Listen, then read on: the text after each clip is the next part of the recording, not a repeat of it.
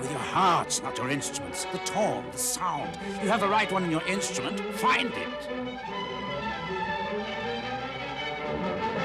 Don't look at the stupid stick in my hand. I don't know myself what it does. Feel what I want. Look at me. I work. I sweat. And you? Shame on you. Where's your sweat? Put some blood in each note. You have water in your veins. Feel something. This is music, not notes.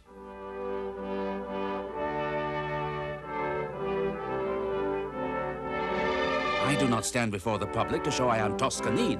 Never. Mozart, Beethoven, Wagner, Verdi have not written music to make me look good. It's I who must bring the orchestra and myself closer to them.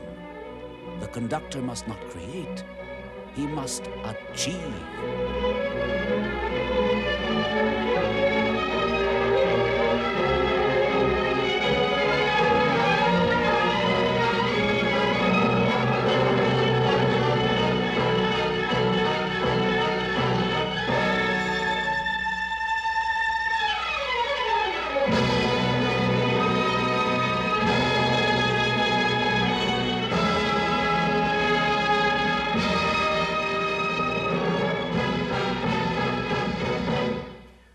Toscanini was the most consistently great conductor of our century. He conducted outstanding performances of a vast international repertoire at a time when many conductors were concentrating on their own national repertoires. He greatly raised the standards of operatic production and of orchestral playing, and he combined great technical refinement with tremendous emotional intensity. I think Toscanini's overwhelming desire was to be faithful to the intentions of the composer, to the vision of the composer, and somehow to communicate the specific expressive truth of every piece he conducted.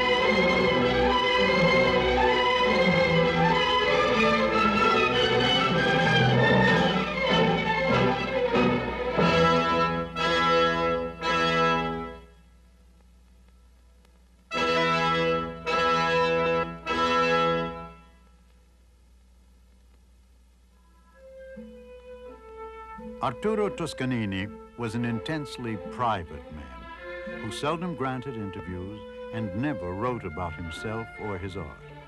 He almost certainly would have opposed the making of a documentary on his life.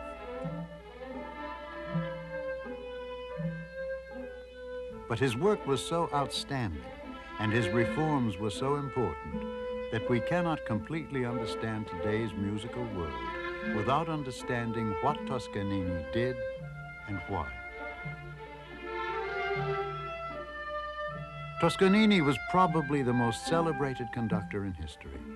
At La Scala, at the Metropolitan Opera, with the New York Philharmonic and the NBC Symphony Orchestra, at the Bayreuth and Salzburg festivals, and in hundreds of guest appearances throughout Europe, North and South America, and the Middle East, he dominated the realm of musical performance during the entire first half of this century.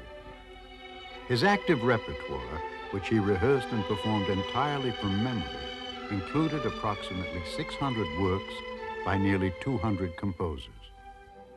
Toscanini began studying music in 1876, the same year Wagner's Ring of the Nibelung was performed for the first time, and he lived long enough to conduct some of that music on television. He was born before the reunification of his native Italy was complete, took an active interest in his country's destiny, and eventually became a symbol of opposition to Mussolini's fascist state.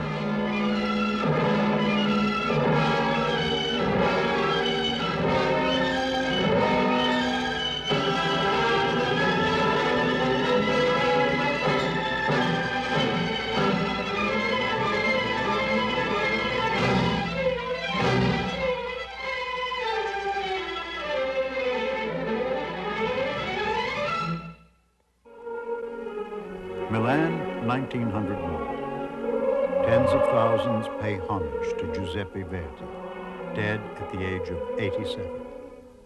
Arturo Toscanini, already at 34 one of the world's leading conductors, directs the chorus and orchestra of La Scala in a tribute to the composer. Verdi's death marked the end of opera as a popular art form, and Toscanini was to become the guardian of the 19th century repertoire in the new century. Verdi had been born near the northern Italian city of Parma, which was known for its artistic traditions. Toscanini was born in a poor quarter of the city on March 25th, 1867. His family began taking him to the opera when he was only 4. The boy exhibited profound musical sensitivity, and at the age of 9, he was enrolled at the Parma Conservatory. With the other scholarship students, Arturo lived at the school, dormitory style, in monastic discipline. The boy's memory was virtually photographic, and he was fanatically dedicated to his studies. He was graduated from the conservatory with highest honors in cello, piano, and composition. Some of his compositions were published. But when he heard a performance of Wagner's Tristan und Isolde, the music so overwhelmed him that he gave up composing.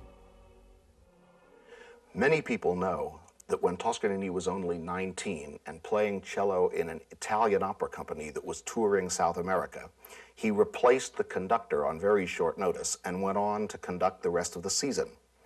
But what fascinates me about Toscanini's debut performances is that the casts included the tenor who had sung Don José in the world premiere of Carmen a few years earlier, and the couple that would sing the premiere performance of Tchaikovsky's Pique Dame a few years later. In other words, when Toscanini was beginning, opera was in its heyday. He conducted the world premieres of Pagliacci and La Bohème before he was 30, and he introduced to Italy many of the major works of Wagner, Richard Strauss, Debussy, and Tchaikovsky. In collaboration with the composers, librettists, and singers of the day, he helped to create a whole new standard of performance. He became dissatisfied very quickly with the underprepared, inadequate, often slapdash conditions, and he fought very, very hard to improve everything about opera production. He found that orchestras were put together sometimes for 2 or 3 months and then disbanded. The whole state of ensemble rehearsing, of set design, of staging was often very primitive, and a lot of conductors felt that they were really glorified referees. But Toscanini was always willing to give everything for the music and for the cause of the composer. And in 1898, when he took over at La Scala, he brought about reforms that have influenced the standard of opera performance down to our own day. And this striving for excellence, which so influenced every phase of opera production, he brought to the Metropolitan Opera in New York 10 years later, where he began a wonderfully fruitful and long-lasting relationship to the United States.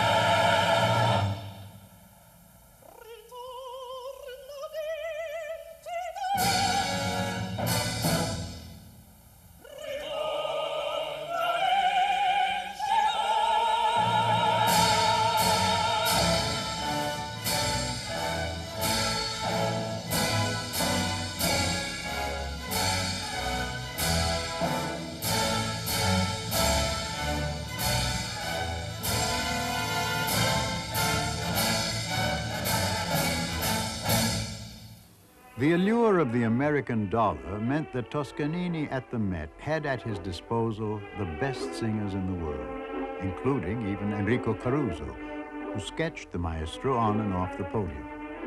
Puccini, too, arrived in New York for the world premiere of his Girl of the Golden West, which took place under Toscanini's direction. In time, however, Toscanini realized he would have to leave. Italy was about to enter the First World War. The Met's management was imposing economic restrictions on his work.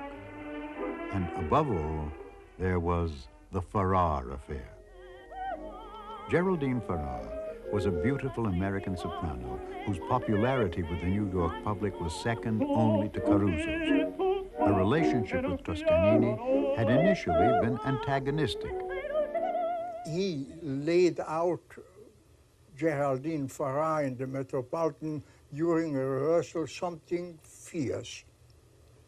And Geraldine Farrar, being the great artist and also no slouch when it came to publicity, she went over to the rampart and she said, "Excuse me, Maestro, but I don't want you to forget, I am also a star."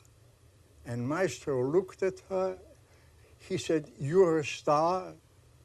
Well, you remember," and he pointed to himself, "when the sun shines, you don't see the stars." But their relationship soon developed into an intense romance. Farrar eventually gave Toscanini an ultimatum to leave his family or lose her. Leaving his family was unthinkable for him. In 1897, he'd married Carla de Martini, daughter of a Milanese banker. And over the next 10 years, they had 4 children, Walter, Bali, Wanda, and Giorgio, who died of diphtheria at the age of 5. The only way he could give up Farrar was to give up New York. He made up his mind not to return to the Met. The Toscanini family departed from New York several days earlier than planned in that spring of 1915. They had originally been booked to sail on the Lusitania, which was bound on its last tragic voyage. World politics soon cemented Toscanini's decision. Italy entered the First World War against Germany and Austria. For the duration of the war, Toscanini gave only special performances, benefits for war refugees, unemployed musicians, and the Red Cross. He formed a military band and led it at the front in 1917. The Italian government decorated him for bravery under fire.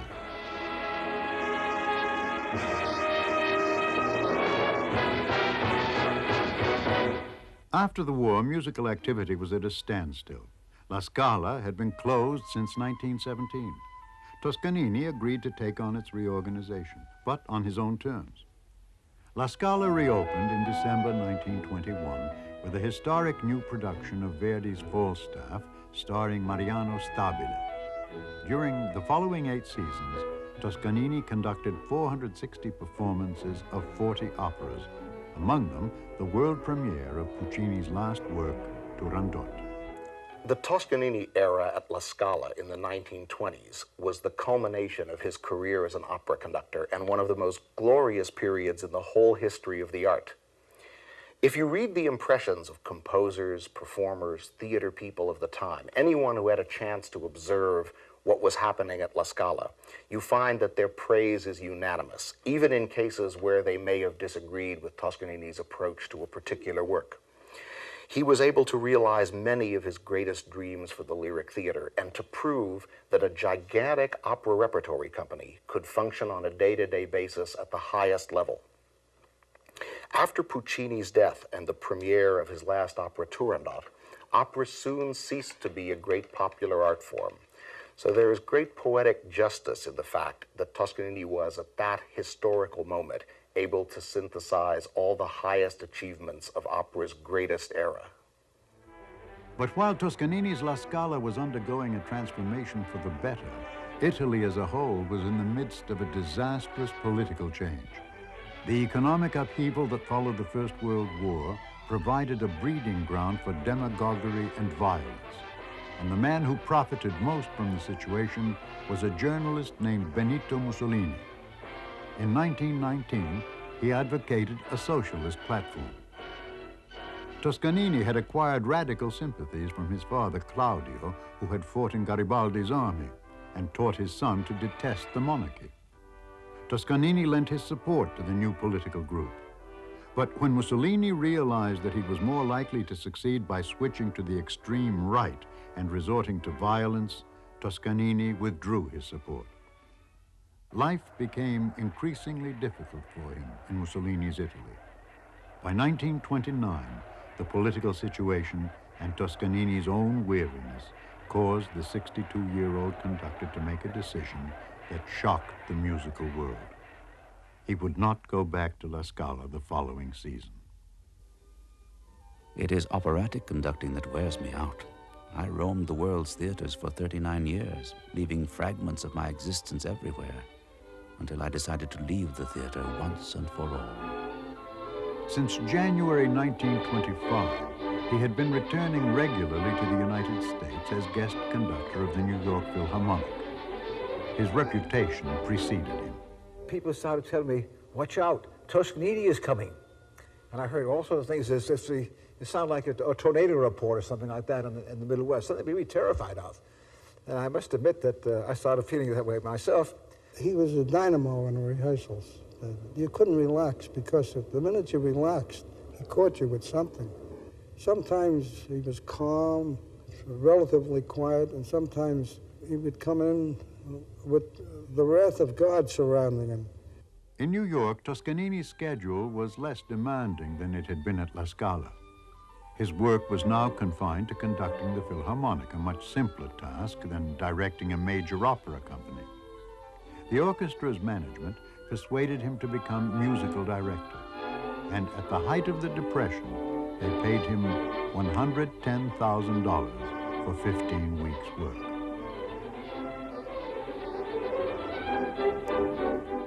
In the spring of 1930, Toscanini took the Philharmonic on its first European tour. Musicians, critics, and the public were overwhelmed by the technique and artistry conductor and orchestra had achieved together.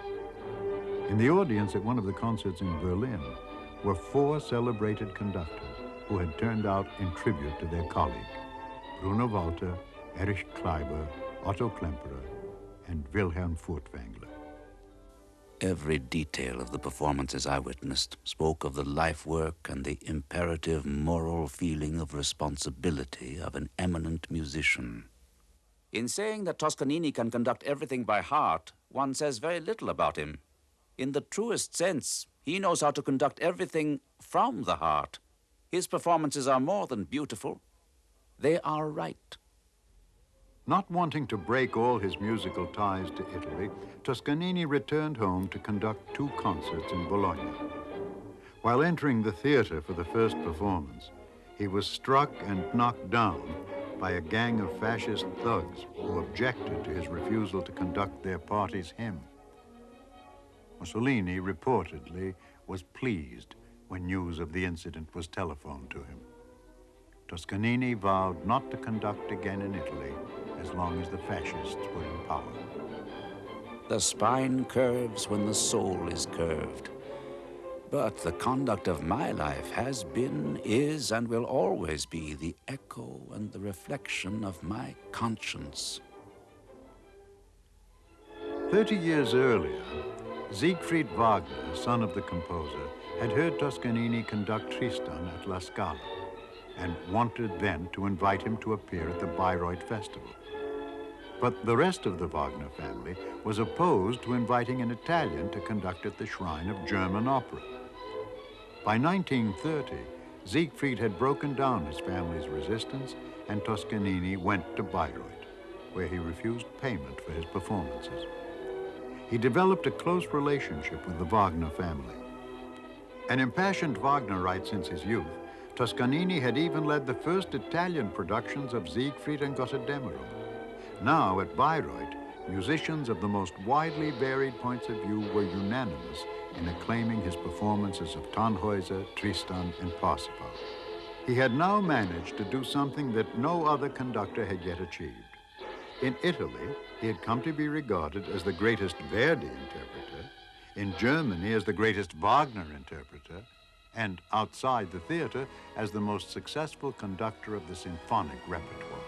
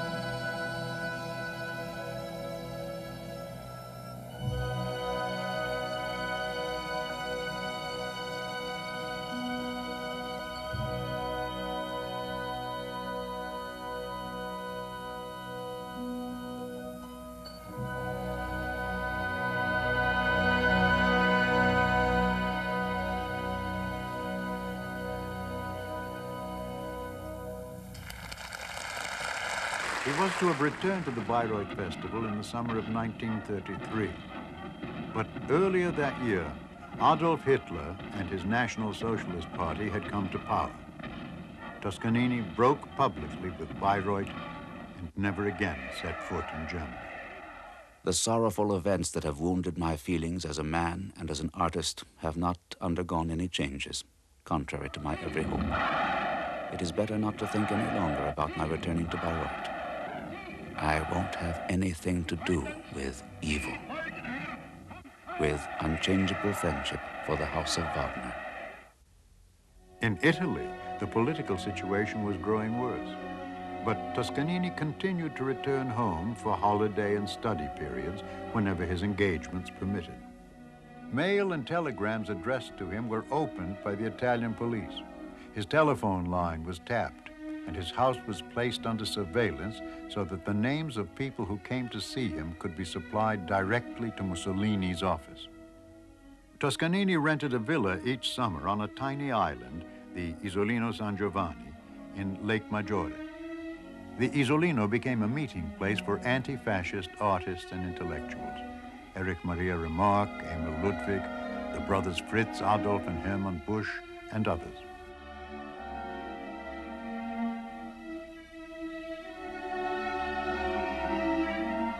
Valfredo Toscanini, the conductor's grandson, remembers the times the family spent there. The summers at the Isolino San Giovanni were a gathering of the whole family and close friends. There were 3 generations there: my grandfather and grandmother, my father Walter, Aunt Vali and her daughter Emanuela, Aunt Vanda and my cousin Sonia, and our attending governesses. Everyone had to walk all the way around the island. It's at dusk usually, or sunset, to see the sunset from this end of the island, or the view from that end of the island of the lake and the town of Pallanza. I think he liked the privacy of being maybe 150, 200 feet away from the shore, but you couldn't walk onto the island. You'd have to either swim or take a boat out. Among those who came to visit were young composers Giancarlo Menotti and Samuel Barber, grandfather's brother-in-law Enrico Polo, Andres Segovia, Rudolf Serkin, and the great Australian soprano Frances Alda. There was this large lawn expanse on the side of the villa where all the more or less more active things had to take place. Everything else was very narrow because this was sort of a turtleback island and everything sloped away back to the water. This was a large flat area. My mother used to teach the dancing there. She would have the friends and relatives do little dances, and this day they were organizing and doing a mock military drill like the fascist youth movement, and they would march. You could see that, you know, that was in the air. That was what was really happening in the world besides this quiet little respite on Isolino. With Italy and Germany off limits to him professionally because of his anti-fascist stand, Toscanini accepted a long-standing invitation to conduct the Vienna Philharmonic in Vienna and at the Salzburg Festival, where he gave his last performances of staged opera. And Germans, who had been looking forward to his production of Die Meistersinger at Bayreuth, now had to cross the border into Austria to hear Toscanini conduct. Valfredo Toscanini was 7 years old when he first visited Salzburg with his grandfather. The local people were wearing their lederhosen and best peasant costumes. Flowers were and banners were on all the street lamps and street corners. The crowds there were just watching people come into the theater.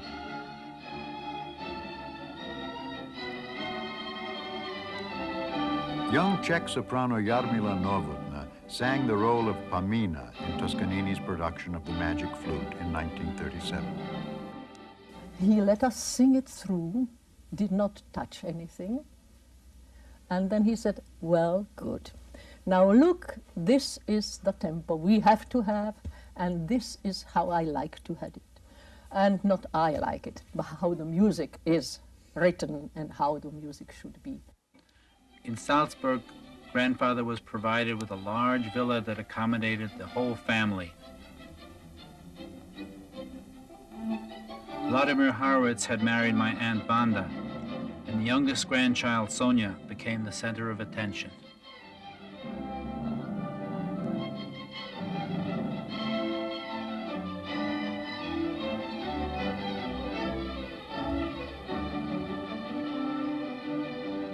When he was relaxing, he wanted to have us all around him, and he enjoyed playing with my cousins and myself.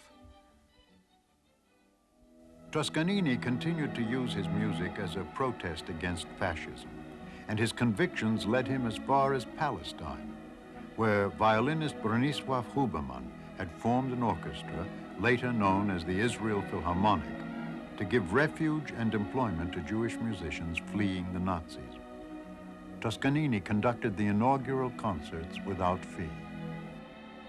It is everyone's duty to fight and help in this cause, according to one's means. While Toscanini was demonstrating his solidarity with the victims of Nazi persecution, the Italian government was adopting an anti-Semitic policy in keeping with that of their German allies.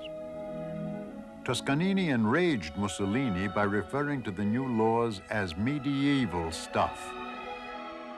You are not only the unmatchable interpreter of the world's musical literature. In the fight against the fascist criminals, too, you have shown yourself to be a man of greatest dignity.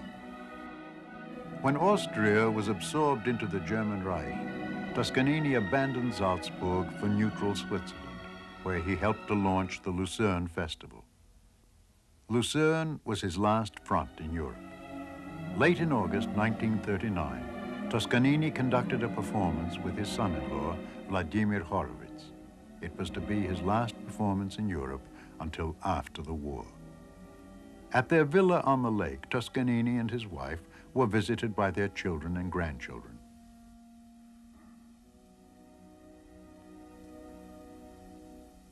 But the family was soon to be divided. A few days later, Germany invaded Poland, and the Second World War began. When war broke out in Europe, Toscanini had already been involved for 2 years in a new American enterprise, the NBC Symphony Orchestra. David Sarnoff, RCA's founder and director, had told Toscanini that he was ready to create a first-rate symphony orchestra for RCA's subsidiary, the National Broadcasting Company, if Toscanini would conduct it. The orchestra would be made up of the best players available in the United States. There would be only one performance a week, given before a non-paying studio audience and a radio audience of millions. The concerts would take place in the new RCA building, a skyscraper in Rockefeller Center, in NBC's state-of-the-art studio 8H. Toscanini said yes. At the age of 70, he was embarking on what was to be a 17-year adventure.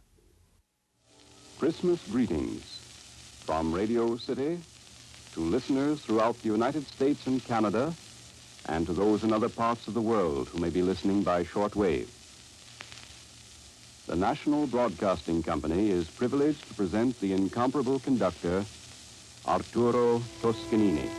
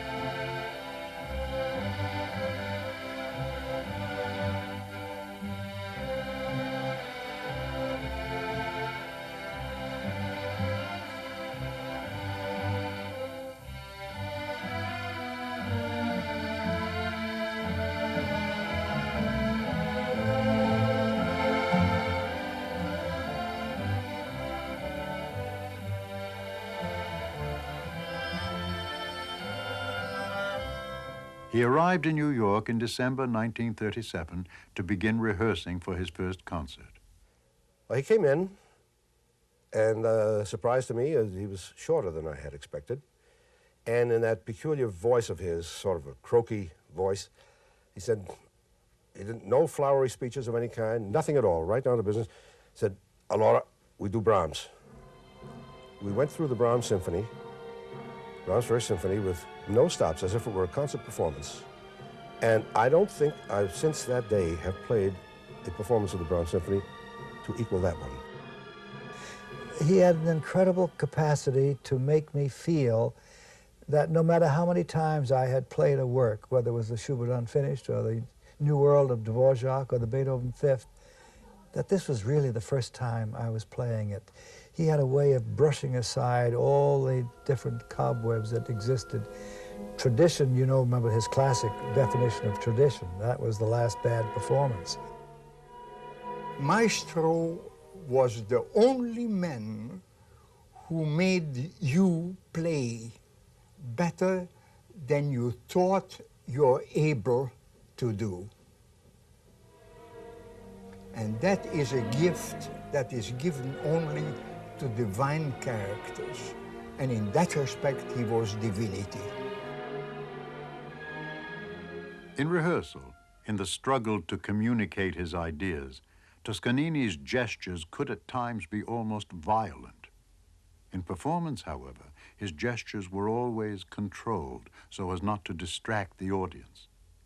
This was a very different approach from that of many conductors who relaxed during rehearsals and put on a choreographic display at performances. The old man didn't have to go in for any of that jazz. It was all straight, it was all honest, and so forth. And it was all there, and he spoke with the stick. The stick, you couldn't miss with that stick. and what he had to say with that marvelous, extraordinary, eloquent baton. It's unbelievable. That baton was a Stradivarius. It sang all the time. And you know, I mean, there are wonderful conductors who have great techniques, who know everything, but there's a chemistry sometimes that is needed, and Maestro had that chemistry. It was wonderful.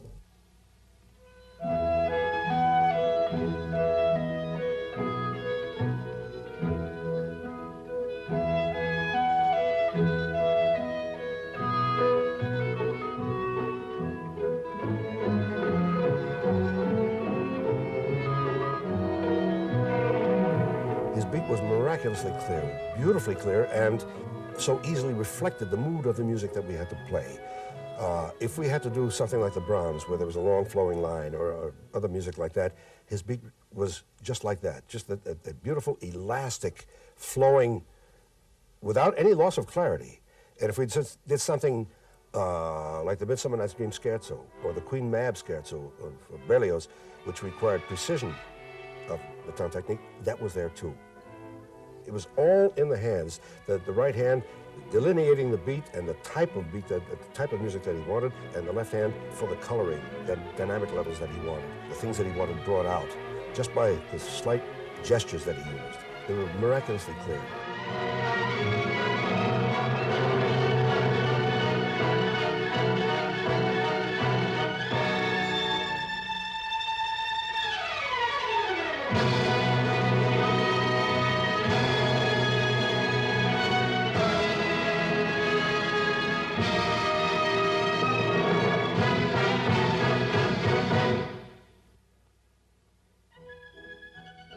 Each one felt that he was looking at him.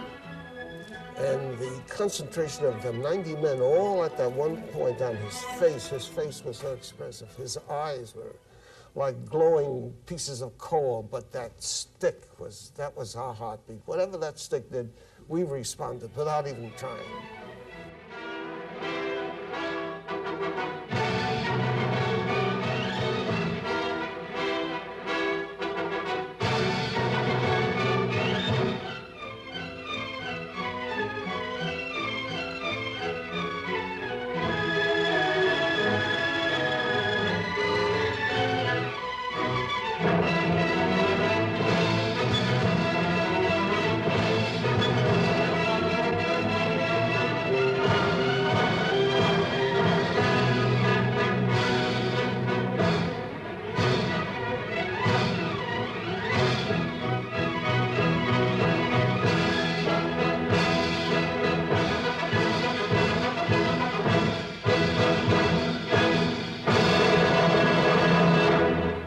During his early years with the NBC Symphony, Toscanini lived in a mansion, the Villa Pauline, in suburban Riverdale, New York.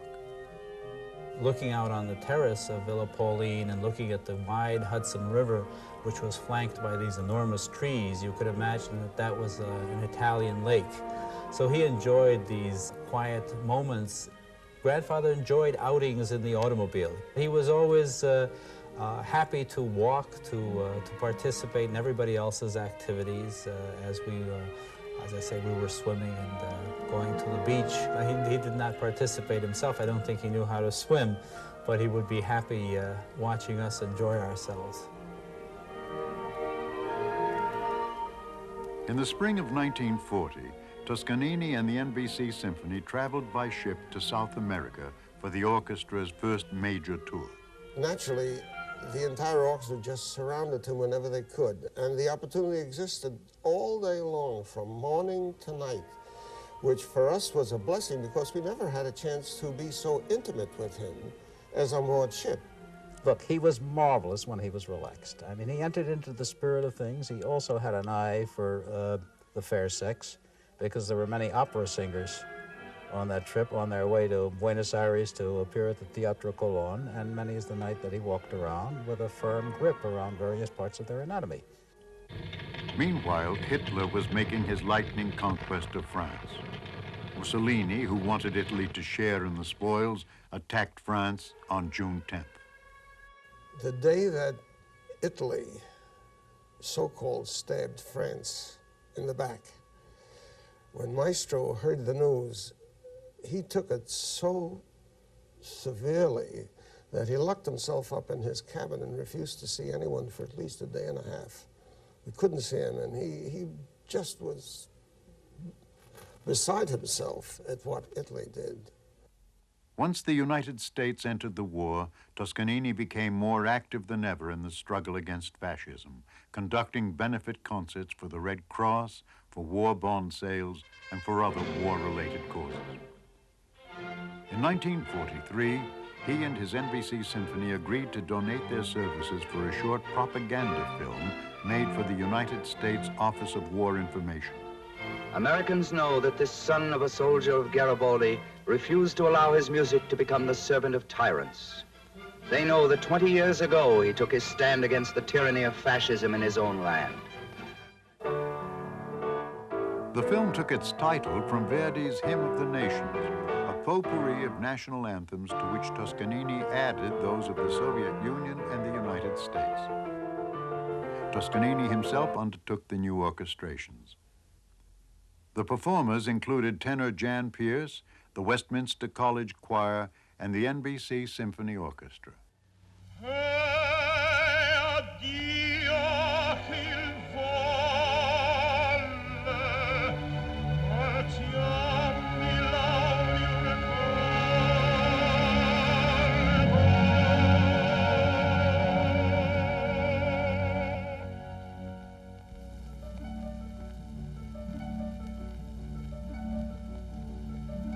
Signor che sulla terra rugiade spargi e fior e nembi di fulgori e balsami d'amor.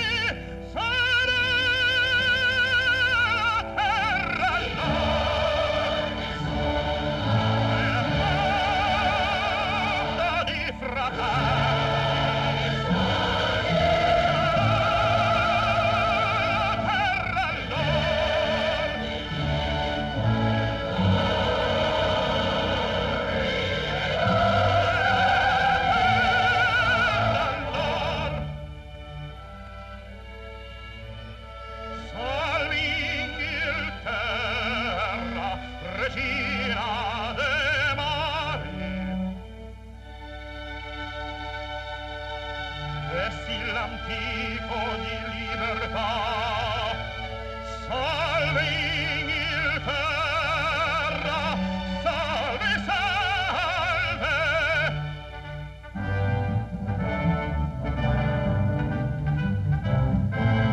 Oh Francia, tu che spargesti il generoso sangue per una terra di cattenata.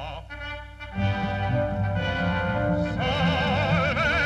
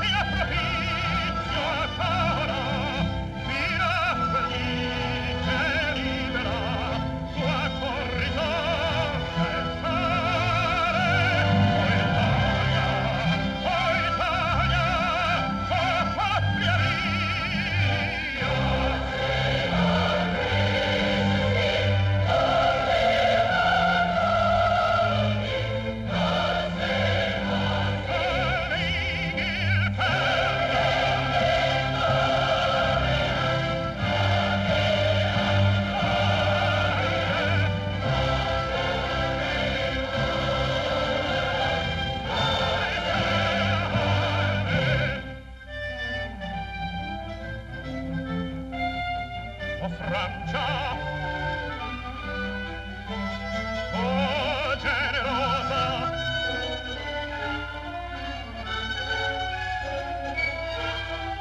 il sangue tuo spargesti per una terra incatenata.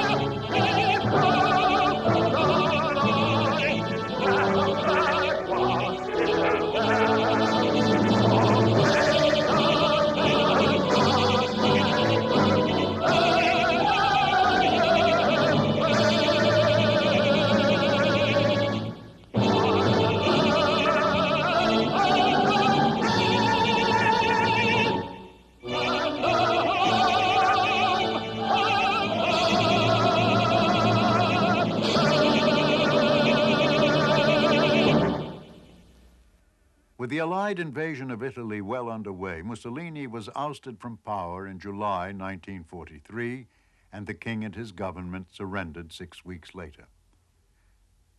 La Scala, whose exterior had been plastered with signs proclaiming "Long live Toscanini" and "Come back, Toscanini," within hours of Mussolini's fall, was partly demolished during one of the devastating Allied bombing missions of August 1943. I think of my poor, dear Italy, mishandled and torn apart by enemies and friends alike. And I don't know why I'm not there to do something better than what I can do here. Late in April 1945, the liberation of Italy from her German occupants was completed. Mussolini, who had been captured near Lake Como by partisan soldiers, was executed. Toscanini decided to return home, both to vote for the establishment of an Italian republic and to reopen La Scala, resurrected from the ruins of war. From New York, he made his way by plane to Geneva, Switzerland, and from there by train to the Italian border. where hordes of family, friends, and colleagues were waiting to welcome him. La Scala, still smelling of fresh paint, was packed to twice its normal capacity. For the first time in 17 years, the 79-year-old Toscanini was conducting his orchestra in his theater, in his country. The nightmares of fascism and war were over. The Maestro had come home.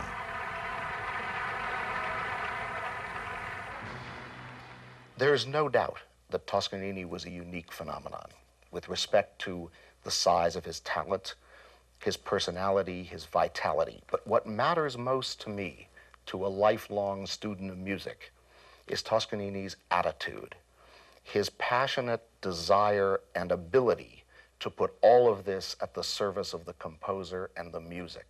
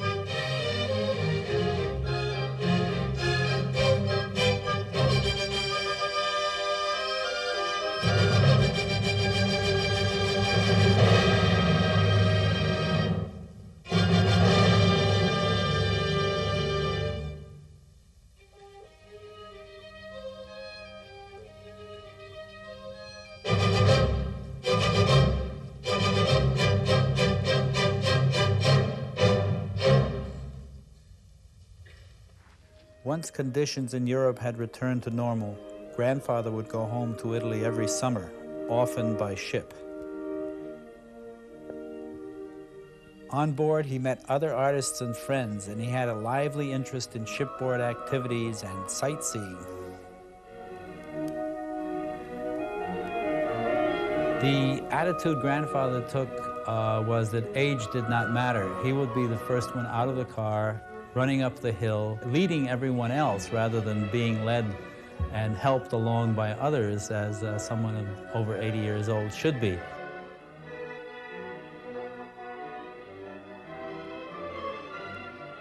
New York, however, had become Toscanini's artistic home, and it was to remain so for the rest of his life. Among the highlights of the post-war years were his concert performances of 5 Verdi operas, including La Traviata. There was one spot in the duet, it's this little syncopation. Siate, siate, l'angelo. I had a little problem with it. And Maestro felt it, and he stopped the orchestra and he said, "Metal.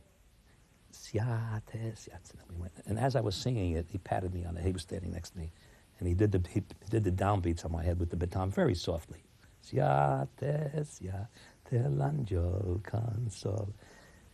And every time I've sung the role, and I've sung it over 150 times, when I come to that spot, I feel that downbeat. I feel and hear the baton hitting me on the head, just tapping me on it, so I could feel the rhythm of it. Despite Toscanini's reputation for being a literalist, he occasionally made changes in scores in order to realize the composer's intentions better.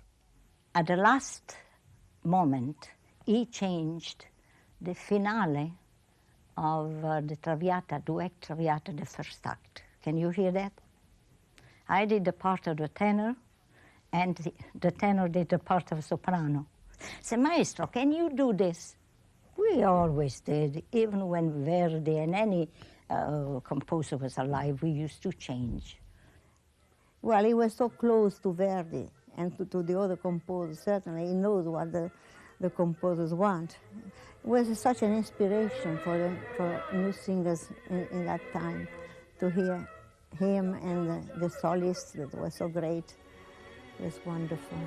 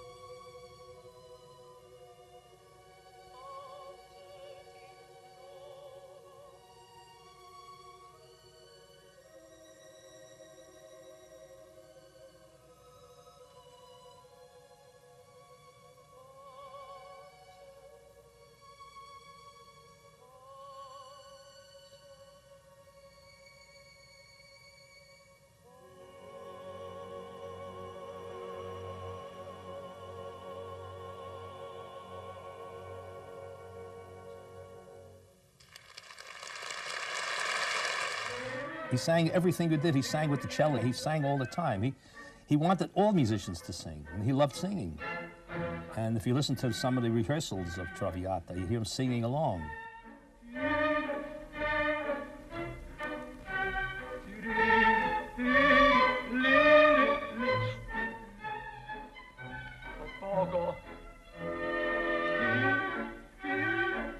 liked voices that knew what they were singing about, that got the passion, the feeling, the music.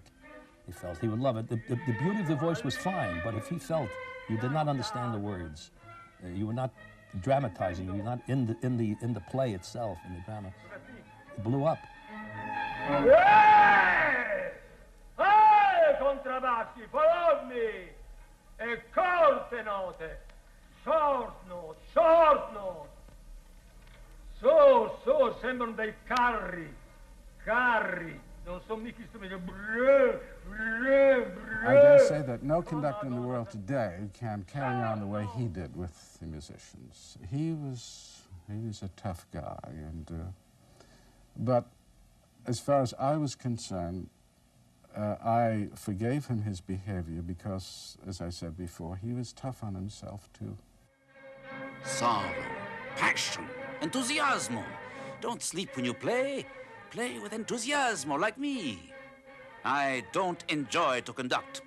No, I hate to conduct because I suffer too much. He knew what he wanted, he knew how to rehearse, so forth. So if at the end of an hour, and we were scheduled for 2.5 hours, he'd say, a la casa, a domani. He was satisfied. Go home, rest.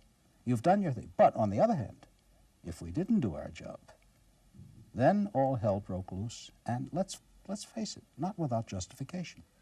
I don't want to hear the notes, only the spirit. Abandon yourself to your hearts. It's not enough to interpret the notes you have on the paper in front of your eyes. You have to look for it in yourself, not in the music. After a while, I got used to him and expect those things from him. Get upset and probably broke the baton on my requiem one day, and just, he was that way. You had to take him the way he was. Off the podium, he was a different person altogether, loving. His skin, see, even on television, he didn't have any makeup, see? And his face was beautiful. And then to kiss him on the cheeks, and he used to look like this, you know, with his half smile. He was beautiful. But he didn't make mistakes. Wrong. He did make mistakes. And he would say, did something terrible. And he says, I think I ought to give myself a good punch in the nose. The great Toscanini is not the great Toscanini, is the stupido Toscanini. What? You look at me? Why? You are astonished? You think I am crazy? No, crazy, no. Sensitive, yes. The outcome of these occasionally stormy sessions was a consistently high standard of performance, as Toscanini's recordings demonstrate. Although he had recorded a few short pieces with the Scala Orchestra in 1920 and 21, and had made a handful of classic records with the Philharmonic, his real recording and broadcasting career began with the NBC Symphony, and well into his 80s, he performed with that orchestra on television.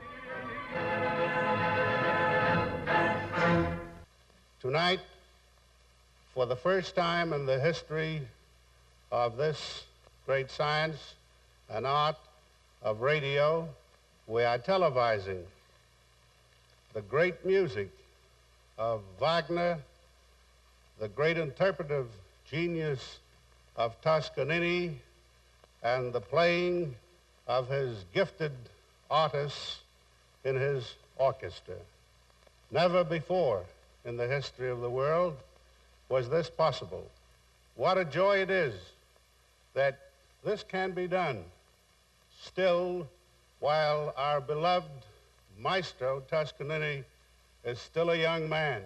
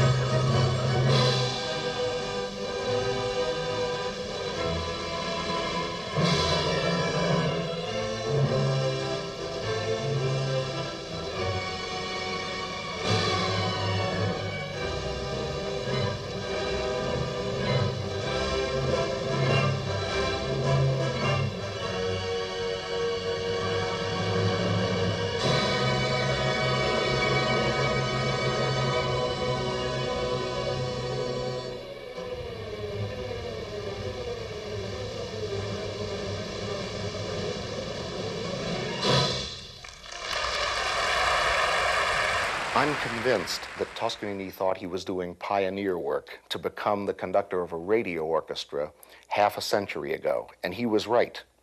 He put up with a much less than ideal acoustic in the room because he knew it was good for the microphone, and he kept making more records. He was also more and more willing to deal with what was then not a very true-to-life sound on records because he felt he could reach more people. He must have had a need to open up and try to share his life's experience, his thoughts, his feelings with anyone bright enough to grasp it. In 1910, Toscanini had taken the Metropolitan Opera to Paris. In 1920, he brought the Scala Orchestra to North America. In 1930, he had toured Europe with the New York Philharmonic. And in 1940, he had taken the NBC Symphony to South America. Now, in 1950, at the age of 83, he decided to lead his NBC Symphony in a 6-week concert tour across the United States and back, traveling in a special train and playing to wildly enthusiastic audiences. Grandfather would be the first one on the day after a concert when everybody felt a little tired to be the first one to suggest we go out sightseeing and lead the way again. It was a most relaxed time for the orchestra who got to see Grandfather besides at rehearsals and at concerts.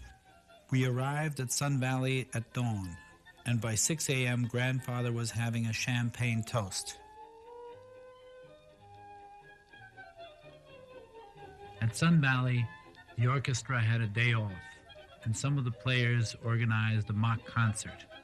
And Grandfather was delighted by this musical horseplay, and when they asked him to conduct this motley crew of toy instruments, he got up and conducted it in the greatest spirit, and they were just delighted.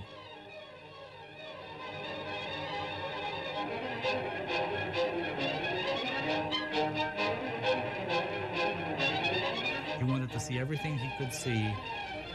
He acted as the youngest member, I think, of the tour rather than the oldest member. He was 83 at the time, but had more energy than I had, and I was 21 years old. He ran us all into the ground. We all had to take rests and naps, and he would keep on going.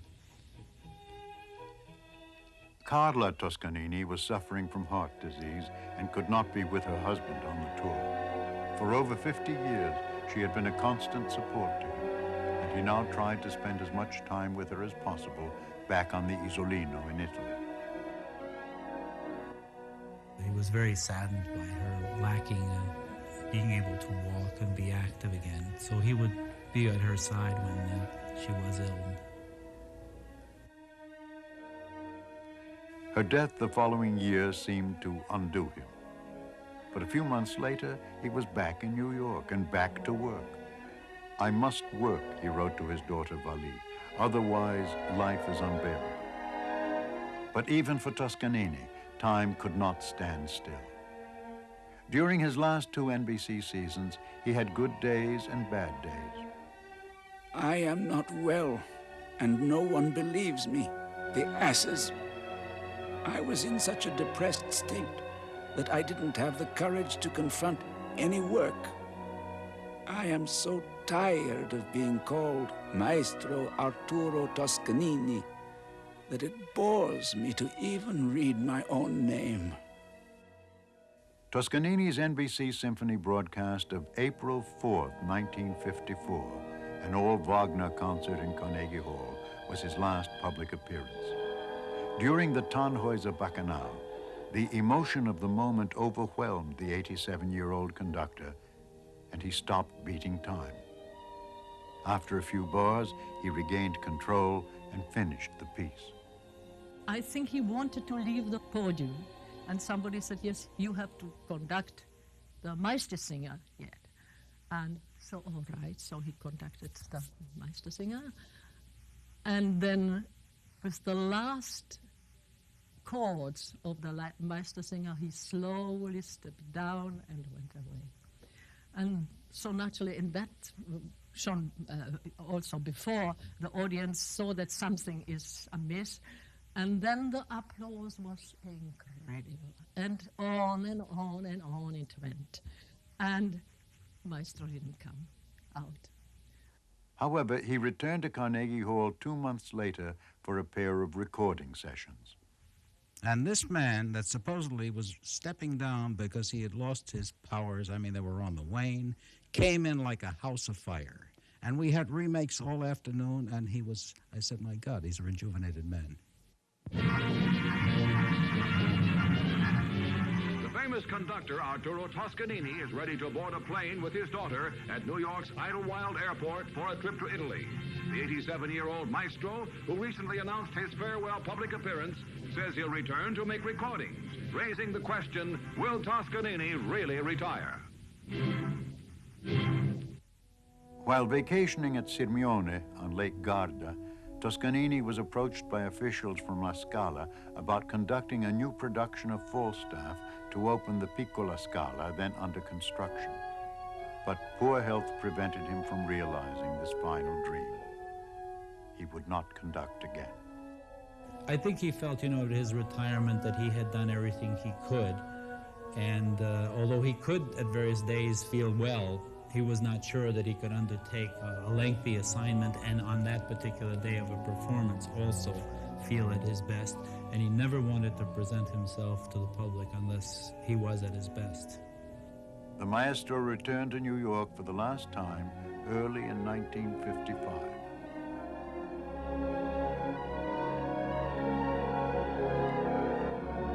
The saddest moment of my life was when Virginia and I went to see him. And as we walked in, I said, "Good morning, Maestro." And he drew back and said, "Do not call me Maestro. I'm no longer a Maestro."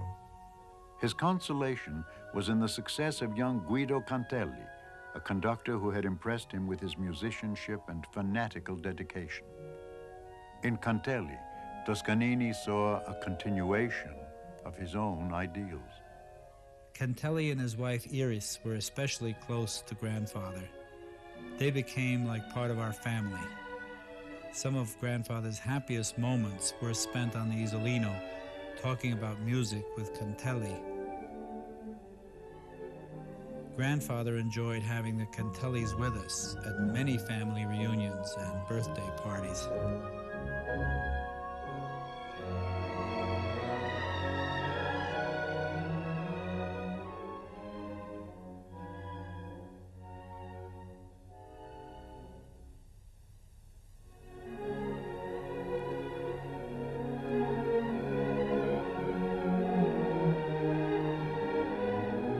The sad part was that Cantelli died maybe a month before grandfather in a plane crash, just at the beginning really of his career when he was guest conducting all over the world and hadn't really even had an orchestra of his own. We didn't tell grandfather because we were just coming into Christmas. It would be an extra sadness at this holiday time, so we told him that the arrival had been postponed, and he would say occasionally, Guido, he's never coming. What is he doing? Why is he not here? But it was just a kindness to him not to burden him with this very, very sad news. Unfortunately, just after the New Year's Eve party, grandfather went upstairs for the last time and went into a coma that evening, had a stroke. Arturo Toscanini died at home in his sleep on January 16, 1957, a few weeks short of his 90th birthday. His body was flown to Milan, where it lay in state in the great foyer of La Scala. 40,000 people filed past the bier, while in the empty theater, the Scala Orchestra played the funeral march from Beethoven's Eroica Symphony. The funeral procession made its way to Milan's Cimitero Monumentale. There, the combined choruses of La Scala, the Italian Radio, and the Milan Conservatory sang Va Pensiero from Verdi's Nabucco, the same piece Toscanini himself had conducted in tribute to its composer in the same place over half a century earlier.